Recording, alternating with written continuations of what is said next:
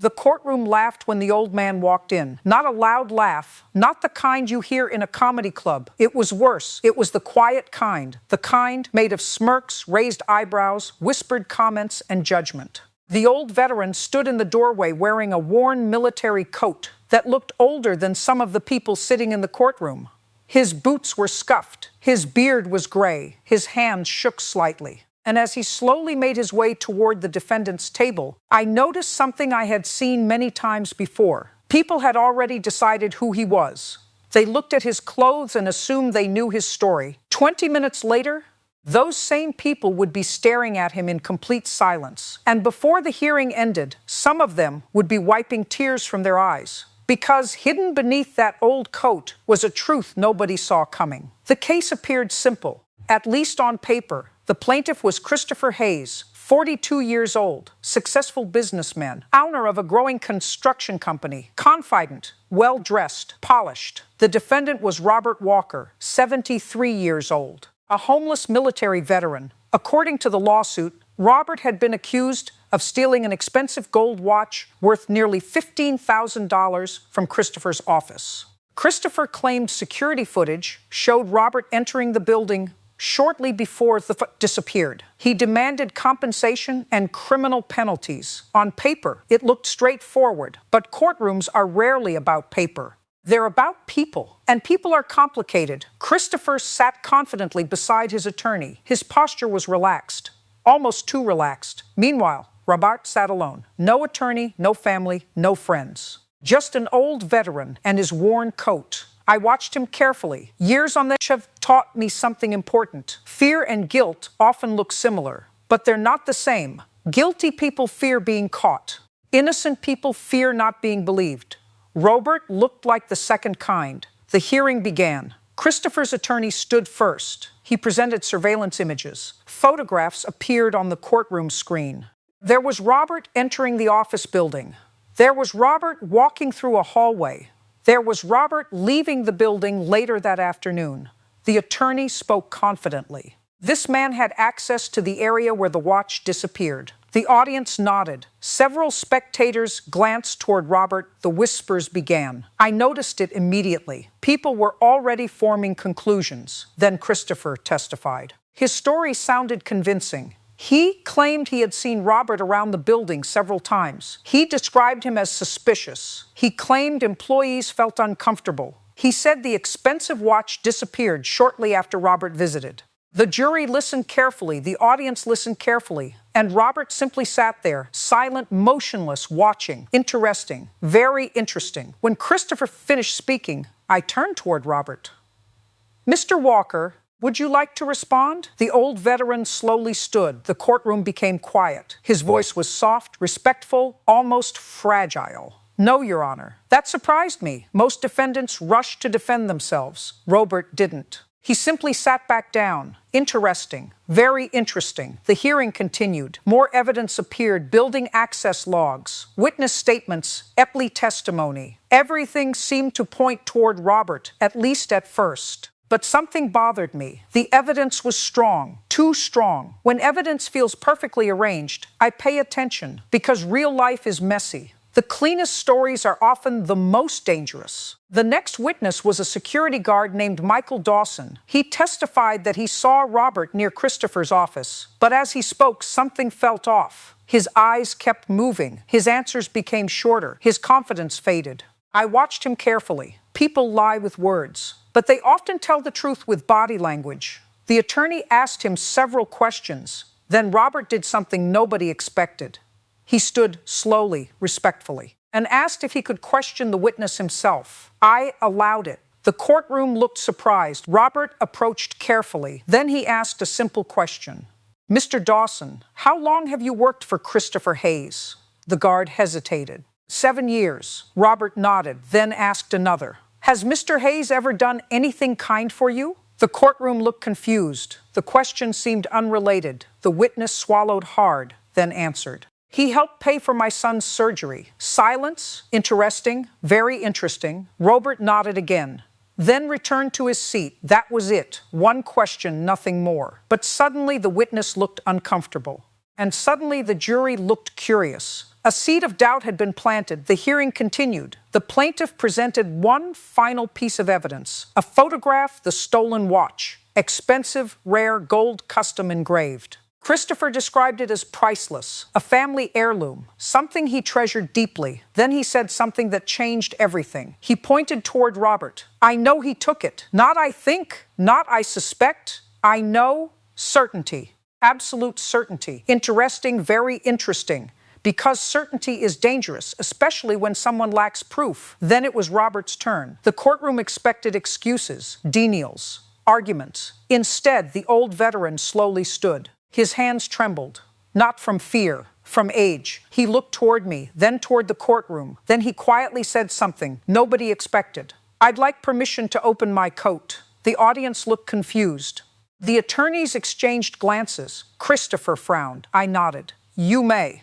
The old veteran slowly unbuttoned his worn military coat. The courtroom leaned forward, and what happened next changed everything. Inside the coat was not stolen property, not hidden money, not evidence of guilt. Pinned carefully against the lining were military medals, dozens of them, bronze stars, purple hearts, Derivis medals, commendations. The courtroom froze. Complete silence. Even Christopher stopped moving. The old veteran removed one medal, then another, then another. Each represented sacrifice, pain, dervis, loss. The audience stared. Some people looked embarrassed. Others looked shocked. Then Robert spoke. My name is Robert Walker. Pause. I served this country for 26 years. Silence. I lost friends. Another pause. I lost family. The courtroom remained motionless, and I lost my home. The words hit differently, because suddenly the homeless man wasn't invisible anymore. Suddenly he was human, Robert continued.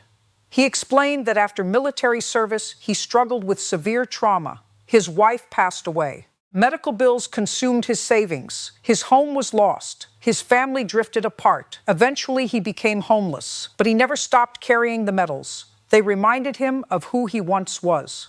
The courtroom listened carefully. Some spectators were already crying, but Robert wasn't finished. He reached into an inside pocket and pulled out something unexpected, an old photograph, worn from age, faded. He handed it to the bailiff. The image appeared on the courtroom screen. Gasps filled the room. Christopher Hayes suddenly went pale. Interesting, very interesting, because the photograph showed something remarkable. A young soldier, and beside him, a child. The child was Christopher Hayes. The courtroom froze. Nobody moved. Nobody spoke. Robert explained. More than 30 years earlier, Christopher's father had served beside him overseas. They were close friends, like brothers. The photograph had been taken shortly before Christopher's father died during service. The courtroom became silent. Robert's voice trembled.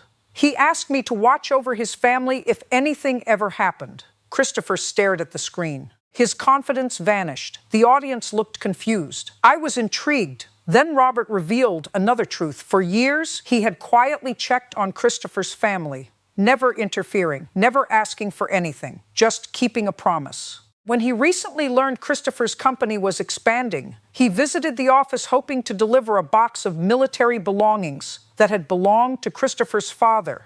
The courtroom froze. Military belongings, interesting. Very interesting. Then Robert reached inside the coat again. This time he removed a small wooden box. The courtroom watched. He handed it to the bailiff. The box was opened. Inside were letters, photographs, military documents. And something else. The missing watch. Gasps erupted. Christopher stood. His attorney stood. The audience exploded into whispers. The watch had been inside the box all along. But the story wasn't over, because Robert immediately explained. The watch had belonged to Christopher's father, not Christopher. His father had entrusted it to Robert before deployment decades earlier. Robert had spent years searching for the right moment to return it. The courtroom looked stunned.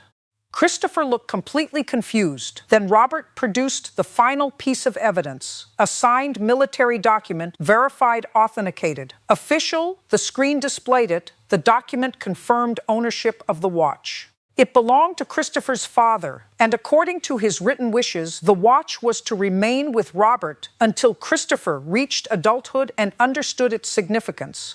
The courtroom became silent. The entire lawsuit began collapsing. Then another twist emerged. A forensic review of the office surveillance footage revealed something shocking. Critical footage had been edited. Important timestamps were missing. The security guard's testimony suddenly made sense. Someone had manipulated evidence. But who? The answer arrived quickly. Christopher's own operations manager was called to testify. Under questioning, he admitted altering records. Why? Because he feared losing his job. He believed Robert looked suspicious and wanted to help Christopher recover the watch. Instead, he had created a false narrative. The courtroom reacted immediately. Whispers spread everywhere. The jury looked horrified. Christopher looked devastated, not because of money, because of guilt. For the first time, he looked directly at Robert and saw him not as a homeless man, not as an accusation, not as a problem, as a person. As someone who had kept a promise to his father for 3 decades. Then came the emotional moment nobody expected. Christopher began crying, real tears. He walked toward Robert. The courtroom watched in complete silence. Then he apologized. Not once, not twice, over and over. He apologized for judging him, for accusing him, for believing appearances instead of facts. The old veteran listened quietly. Then he smiled, a tired smile, a forgiving smile. And he accepted the apology. The audience erupted into tears. Even attorneys looked emotional. After decades in court, I can tell you that forgiveness is often more powerful than punishment. And this moment proved it. Eventually, it was time for my ruling. The courtroom became completely silent. I dismissed every accusation against Robert Walker. Completely, fully, the record would reflect his innocence. I further ordered a review of the manipulated evidence. The operations manager faced legal consequences for falsifying records. The lawsuit was dismissed. And then I said something directly to Christopher. Today, you almost lost something far more valuable than a watch. He looked at me. I continued. You almost lost the last living connection to your father. The courtroom remained silent. Christopher nodded through tears. Then something extraordinary happened. A few months later, I received an update.